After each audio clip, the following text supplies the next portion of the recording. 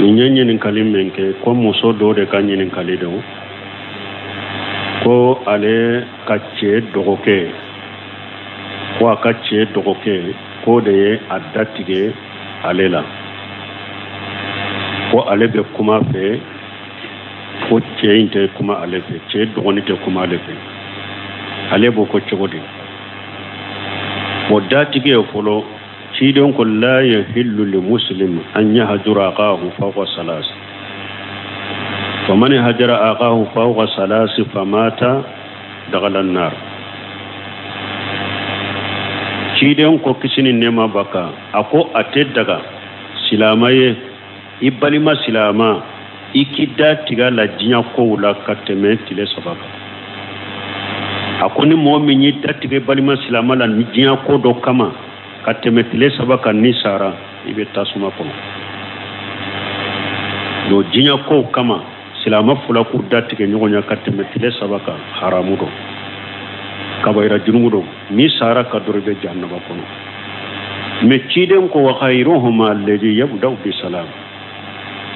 akum me aw munu nyaw datige nyogomo jinya ko kama kateme tile sabaka haramu do atebbe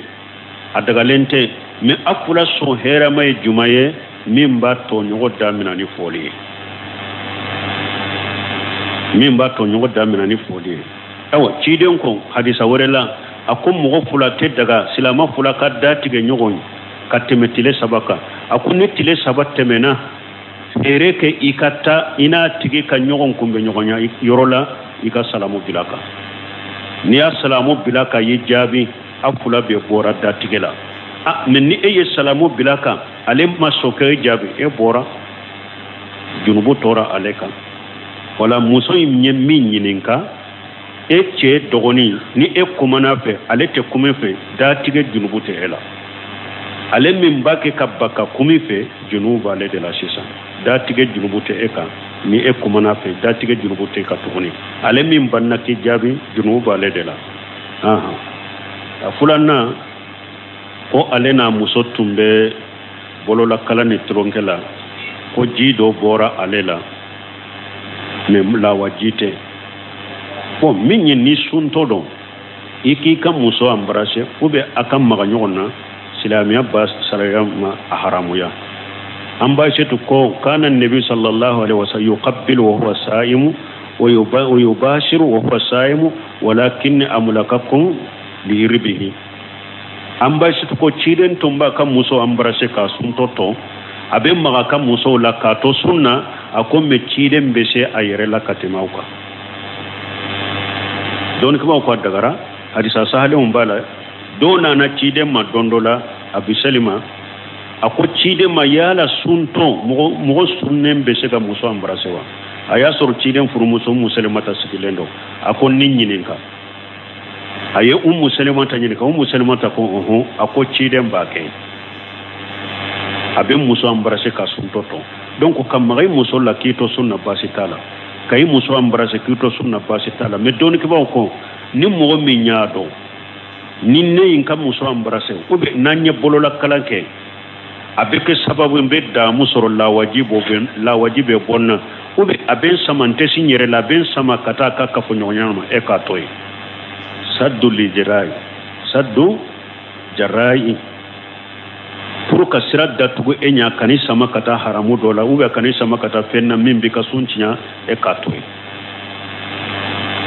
menni na ti samakata nonu na basite kay kake donc nin kanyene kan kono na jimi mbora akacha obeke majude basite sunna wala majude suncinya ni damu sora la wajibu orare ni damu de be suncinya me majude te suncinya me na ya soro salli de be la bis ibe salli jitinya donc ibe salli jita ni salli wati sera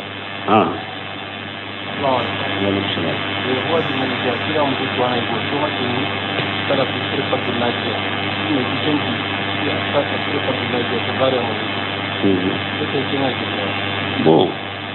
ko doko ko ale ba me umba fu ko salafu ko firqatun najiya ko doko firqatun najiya ko ote ko be togode nin togode togoye atigi de tekifiriya mo mum be jiya be kafiriya nin tigi bo o jama de la ni mɔgɔ min ko diɲɛ kɔnɔ ko jama kisilen tɛ a kɔrɔ ye mun ye diɲɛ bɛɛ bɛ jahanaba kɔnɔ a tekfiriya mɔgɔ minnu bɛ diɲɛ bɛɛ kafiriya ka silama bɛ kafiriya ni ɲɔ de ni hakilina ye o de hakilina juguba de don u b'a fɔ ni bɛ tekfiriyina ni ɲɛ o de ka diɲɛ bɛɛ kafiriya ni mɔgɔ min ko jama kisilen tɛ o kɔrɔ ye e ko diɲɛ mɔgɔ bɛɛ bɛ don tasuma de kɔnɔ donc nin bolo diɲɛ silama t'a kɔnɔ bɛ kafiri minnu bɛ diɲɛ bɛɛ kafiriya ni hakilina ye o de ciden de ko jama kisilen bɛ min ɲɔ fɔ ye ciden de افترقت اليهود على 71 فرقة وافترقت النصارى على 72 فرقة وستفترق أمة على 73 فرقة كلهم في النار كلها في النار إلا واحدة قيل من هم يا رسول الله قال هم على ما أنا عليه وصحابي وفي رواية هم الجماعة نين كوسو فرقة الناجية ciden de ko ako yahudiyaw fara ka kɛ jamakulu 70 ni kɛlɛ nasaraw fara ka kɛ jamakulu 70 ni fula ale ka manton bɛna fara ka kɛ jamakulu 70 ni saba 70 ni fula ya bɛɛ bɛ tasuma de kɔnɔ a ko jama kelen de bɛ kisi o ko jama in ye juma ye a ko ne nin ka sɛbɛw bɛ taasira min kan bato cogo min kan silamɛya sugu min kan a ko ni mɔgɔ minnu kɛra o kan olu de ye jama kisilen ye na cogo dɔ la ko humul jama sɛbɛw taabinaw nin jamakulu saba olu tun bɛ bato cogo min kan mɔgɔ minnu bɔ kan o de ye jama kisilen ye donc firqatu najiya o de salafiya kɔrɔ ye mun ye jamakulu saba min tɛmɛna mɔgɔ minnu b'u ka akida kan i b'u ka bato cogo kan u b'u ka diina baara cogo kan salafiya kɔrɔ ye nin de o de ye jama kisilen sɛbɛw u ye bato kɛ cogo min u ye baara kɛ diina kɔnɔ cogo min dusukunnasiri minnu tun b'u bolo taabinaw a taabiinaw nin jamakulu saba tun bɛ min ka bato cogo la diina baara cogo la aqidaw la ni mɔgɔ minnu bɛ ɲɛnama o kan fo ka taa diɲɛ wuli olu de tɔgɔ ko jama kisilen jama tɔ kan o ye firqatul halika o ye jama halakilen de o ye jama de jama min ni ciden yɛrɛ ye tasuma de bilu ɲɛ lahara ala kan kisi ala kan tan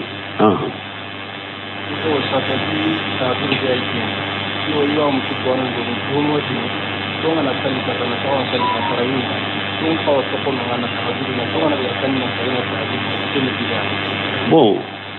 ko ale y'a mɛn ko sunkalo tallaba min bɛna ko n'an taara misirira tallaba an kan ka to ye de n'an ye nafila kɛ an kan ka to ye de an ka tahajjudu fana kɛ bon komi n'an sagira ka na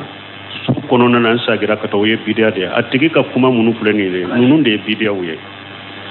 ani fana n bɛ min fɔ kayina man kana ni dɔɔnikɛbaga kɛra cogo o cogo i bɛ ka taa o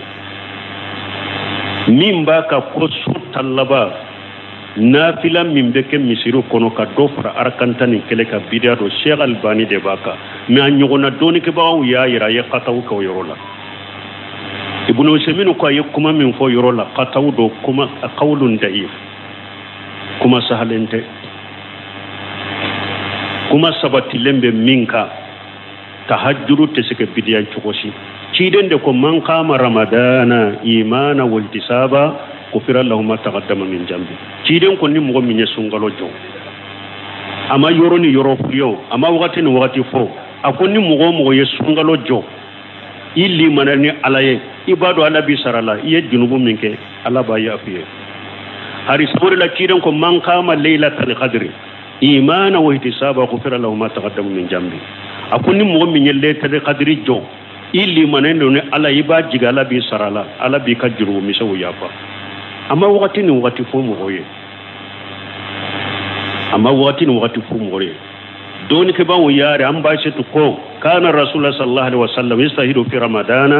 ma la yastahidu fi ghayrihi wa yastahidu fi asr al awaqir minhu ma la yastahidu fi ghayrihi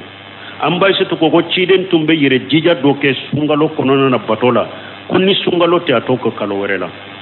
ko sungalo tallaban fana be yire jija do ko wala batola atoke sungalo tola o de atakata bumbazi bunu semenu shawul Salih Fawzan Fawyaira ko sungalo tan folo ani ewa tan fulana ciden be nafila kede me abedda kasinogo me tallaba aba be nyanamade abeddo fara nafila ka beddo fara batoka ciden be do fara ka batoka aba ka bato jidi tallaba ndamba isa to de yako tallaba ni tan folo ni tan fulana te kede nya ciden bo abe bato ke tan folo ni tan fulana na tallaban bato be jidi ka fara oka kana yastahidu fi asr al-awakhir minhu ma la yastahidu fi ghayrihi sungalo tallaba ciden tumbe yire jija kola toke sungalo tola donc hada madar daga kana fila ulube minke har bimbe sewo salu fawzani ka kasete do lanu ya nyinin ka do ba ko tarawihi kwan ka ya garuya an ka bila su konona an ka tan misirike an ka ke su konona la ako lu fule ko ya garoli min kede ako de te sunna khilafu sunna ako lu ta ko haramu len do me wo yere de khilafu sunna parce que fuqaha be bolo tarawihi wakati ya tare niye safo salle ka safo ka rawati bu salle tarawihi salle wakati ya ta o de la fuqaha bolo men ni eye tarawihi ya garuya ko e ko bila su konona la ina ta ke misiri kono e de yes sunna fonko nyonya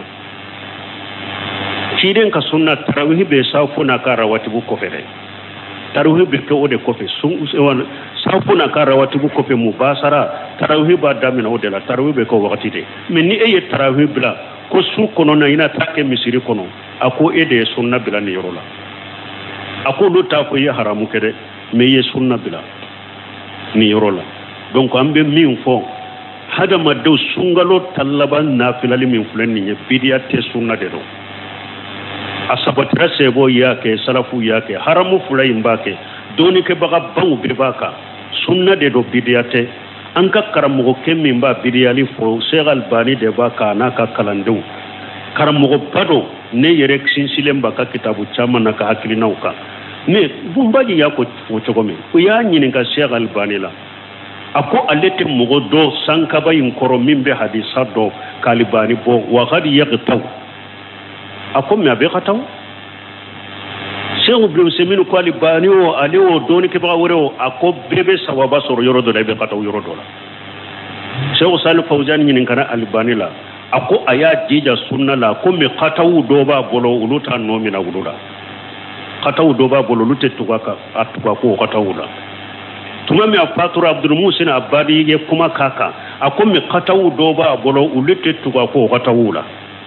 Sheikh Rabi Marigali kumana ka ya tanu akumi qatawu do ba bolo lutte tuga ko o qatawula don ke ba bebe qataw nimmi nye sababa soro yoro me amba mina na qatawura yoro me amba mina sungalun nafila ibe minke tarawihi ibe minke su kono na misrila be sunna bidata shiye cide me hakke do urdo na su fe nafila cide ma hakke kelere kala cide nye tani kelende ke me harafu kelen sitte ni cide nya ko mogoy ko sungalon nafila kanate me tani kelenka uka hadisa na tanka yeke hadisa membe ni cide ko mogo kanate me tani kelenka uka hadisa nati ankaye o hadisa te ka fo cide no sungalo te cide tumbe tani kelende salli o tayira ko mogo te fem faran nafila ka sungalo la e pi cide ka tani kele salli chogolo tawke cide ni wakati dola na ya katani kele ndamina depuis safuna kara watibu kofe fajiri basurala tani kele na ba janya nko arakan fulala de la ka bakara kala kan nisai kala kali murana kala arakan fulala atumba katani kele sallo chogo de la ciden tumba katani kele wakati dola na ya tapo safo kofe ko fajiri be asurala wakati dola sulusul leli fajiri magge abetila na ba janya sarafu tumbu janya da wulunu berew de tumbe to be sinsaka me tani kele eba asallim eri kelen kono eri kelen nimbi saba oni ciden ka tani kele to komi sanni duwa donc hada madon ka ke famu bagay kam mo lafiya Sheikh Salih Fawzan ka kuma chama benina akonni sungalo nana te munun fari fagalendo usala yarendo akonni kuma misaude ba bolo haja khilafu sunna haza laysa min sunna haja bid'a akonni kuma chama de buburu fari fagalendo tese ka jote ka nafila ko be mo to fari faga Fawzan ka ka seti benina ta Allah me bid'a te aya ka sufe nafila uke aka ka sufe joli uke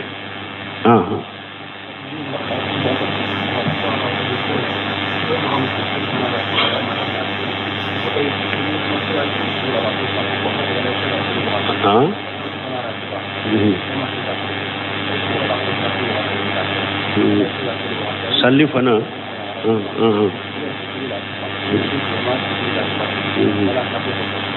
bon ko min ye waratibu ye salli fana min kan ka salla a kɔfɛ e ɲinana u bɛ solari ma se ka salli safu waati bɛ se ka sara ba bɛ se ka sara u bɛ se ka sara rawatibu ninnu ni ɲinanu ko bɛ solara ni hakili jigir'u la i bɛ se k'u sara ciden ko man nasiya an salatihi man nama an salati aw nasiyaha falyusalliha idza jakara laysa laha kafaratu illa jalika ciden ko i ka salli min e ɲinana ko i b'i sinɔgɔra de i ma se ka salli a ko ni hakili jiginna la wagati bɛ a salli kafara t'a la n'o tɛ nafila ni farida bɛɛ de bɛ nin na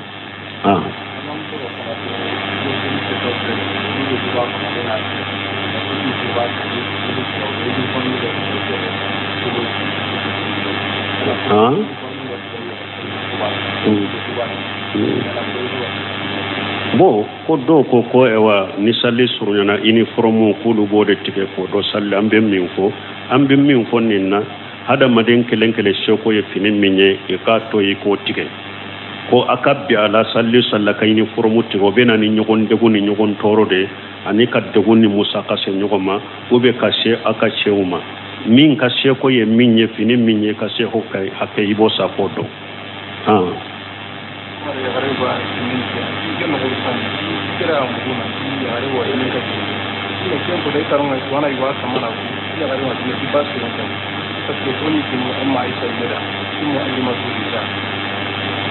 bon ko dɔ ko ale kɔnɔna filila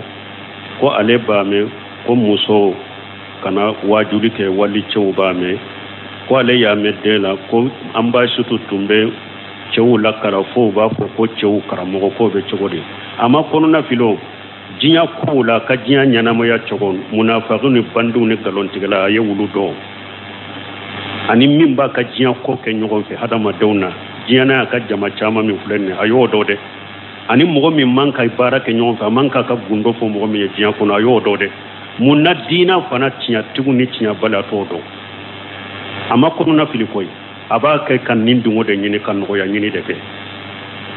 a ye diɲɛ mɔgɔw dɔn mɔgɔ caman min bɛ kabila kɔnɔ diɲɛ kɔnɔ mɔgɔ min y'a ka gundo ɲɔgɔn ye min t'a ka gundo ɲɔgɔn ye a b'a ka ko fɔ min ye diɲɛ kɔnɔ a man ka ko fɔ min ye a y'o dɔn mun na a t'a ka diinɛ ta yɔrɔ fana sɛgɛsɛgɛ k'o dɔn hadamadenw ka sabali nɔgɔya ɲini na sa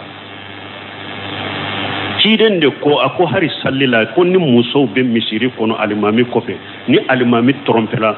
oli sabbihu rijal oli sabbihu nisa a ko cɛ k'a fɔ subhanallah mais muso ka tɛgɛrɛ fɔ a kana subhanallah fɔ a da la o ye salli tiɲɛtɔ de farada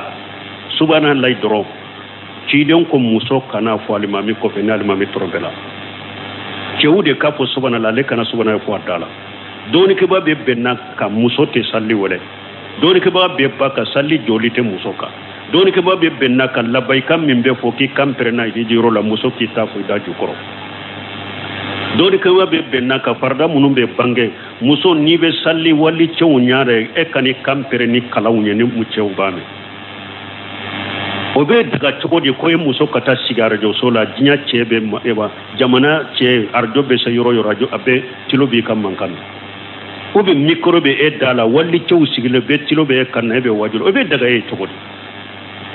a ko subhanallah kana fɔ yɔrɔ min a bɛ daga e ka mikoro min na cogo di ko e bɛ cɛw waju sigilen o bɛ e kan bɛ mikoro la misiri ka sanfɛ mikoro la k'o bɛ cɛw waju o bɛ daga e yɔrɔ juma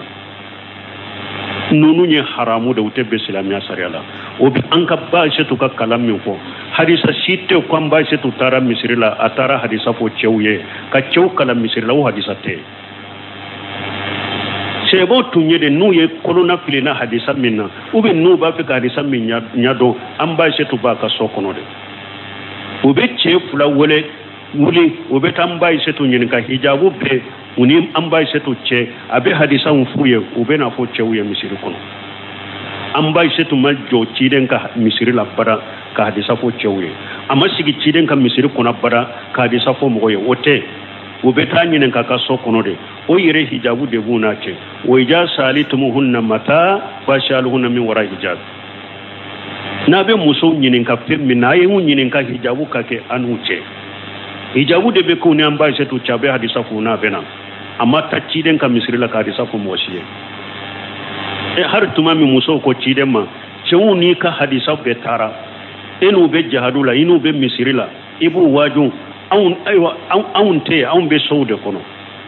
ciden ma fɔ musow ma cɛw ma o ayiwa bi aw ka misiri bila pewu musow kana n ka wolo fana waaju ciden mɔkɛw a ko musow de ka yɔrɔ dɔ ɲini ka fara ɲɔgɔn kan bɛɛ ta ye musow de ye yɔrɔ ɲini ka fara ɲɔgɔn kan ciden u ni min ka ciden taara fɔ u ye a ma fɔ u kana ka misiri kɔnɔ o farala ɲɔgɔn de kan a bɛ mun f'u ye a taara f'u ye o yɔrɔ la donc an bɛ min fɔ muso ka sigi arajo la ko e bɛ waajuli kɛ haramu muso ka sigi teleso la k'e bɛ waajuli kɛ haramu muso ka bɔ réseaux sociaux la tiktok ni fɛnw na ko e bɛ waajuli kɛ i b'a bila walicɛw b'a ɲi a lamɛn haram n'u bɛ waajuli kɛ i damana musow fara ɲɔgɔn kan i k'o waaju ou bien i damana musow fara ɲɔgɔn kan i k'o lakala i ka kalali n'i ka dawa a ka da i ni i ɲɔgɔnna musow cɛ la mais kana ta kɛ walicɛw cɛ la o ye haramu de an b'a Aisatu ta u bɛ min fɔ a cogo de fɔlen nin ye sɛw bɛ taa ɲininka ka so de kɔnɔ hijabu b'a n'u cɛ a mana misiri la ka mɔgɔ si kala aw bɛ tiɲɛ dɔn aw bɛ nɔgɔya ɲini de la a ye sira ala ɲɛ ala ta ye min ye ciden ta ye min ye a k'o ɲini k'o kɛ a ka diɲɛ entraîner a ka diɲɛ bɔnɛ bɛ entraîner bɛ mɔgɔ min bolo a ka diɲɛ bɔnɛ bɛ mɔgɔ min bolo a y'o dɔn mun na diinɛ fana tiɲɛ bɛ yɔrɔ min a n'a nkalon bɛ yɔrɔ min a t'o bɔ ɲɔgɔn na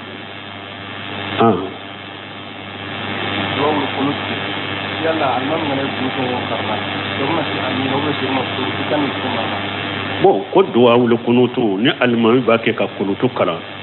i k'i da de ou bien ka amina fɔ juman kan i bɛ amina de fɔ parce que n'i ye amina in fɔ a bɛ komi e yɛrɛ fana b'a kɛ ka kunutu kalan tuma min Musa tun bɛ duwawu kɛ Haruna b'a fɔ amina ayala ala ko kad ujibitu da'watukuma Musa kelen de tun bɛ duwawu kɛ Haruna bɛ amina fɔ mais ayala ala ko ɲaw fula ka duwawu jaabi ala y'u fula bɛɛ kɛ duwawukɛla ye n'i y'i da de e ma duwawu kɛ o duwawukɛla bɛ duwawu min fɔ e b'a fɔ amina de ni e ko amina de e fana ye duwawu kɛ sisan ala ye Musa ni Haruna bɛɛ de wele ko ɲa fula ka duwawu jaabi k'a sɔrɔ Musa de tun bɛ duwawu kɛ Haruna bɛ amina mina donc ala ye amina fɔ baga kɛ duwawukɛla de e min bɛ amina fɔ i fana b'a kɛ ka duwawu de kɛ donc i bɛ amina de fɔ a nɔfɛ yɔrɔ minnu ye duwawu yɔrɔ i bɛ amina de fɔ a kɔfɛ waaleykum salaam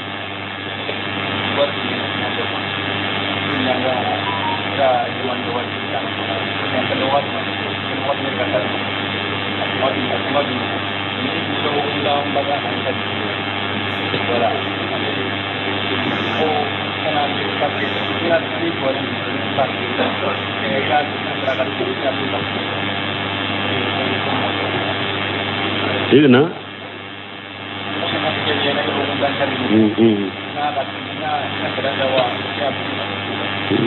bon ko dɔ ko ale bɛ baara yɔrɔ dɔ la patron dɔ bolo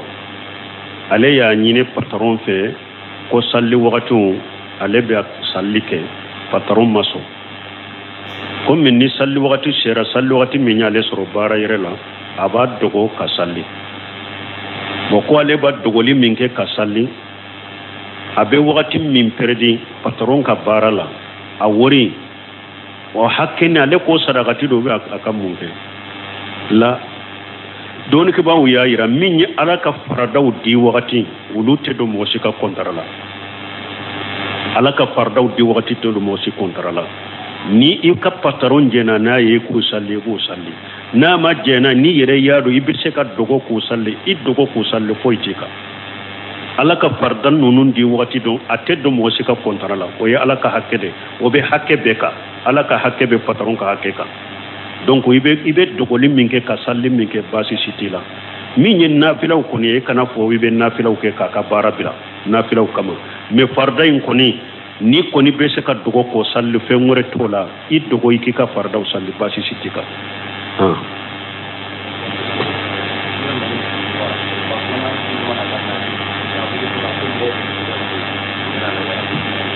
bon ko ni alimami ye kutuba kalan kutuba fɔlɔ a bɛ sigi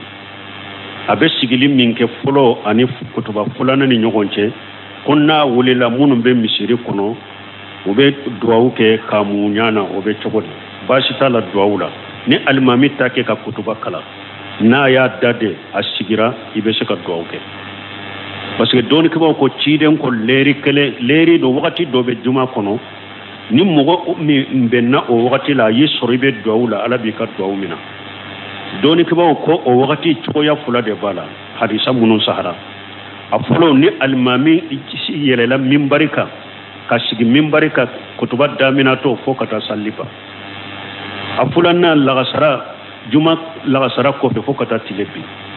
donc o la ko ni alimami bɛ kutuba kala sigira duwawu jaabi wagati an jigi la duwawu jaabi wagati de lo n'a y'a da de san'a ka wuli a dagara i ka duwawu kɛ a dagara i ka duwawu kɛ mais min ye k'i tɛgɛ muɲana o ma sabati i kan'o de kɛ k'i tɛgɛ muɲana o duwawu k'i tɛgɛ muɲana o de ma sabati mais i bɛ duwawu kɛ subhanakallahumma rabbana bihamdika ashhadu an la ilaha illa anta astaghfiruka wa atubu ilayk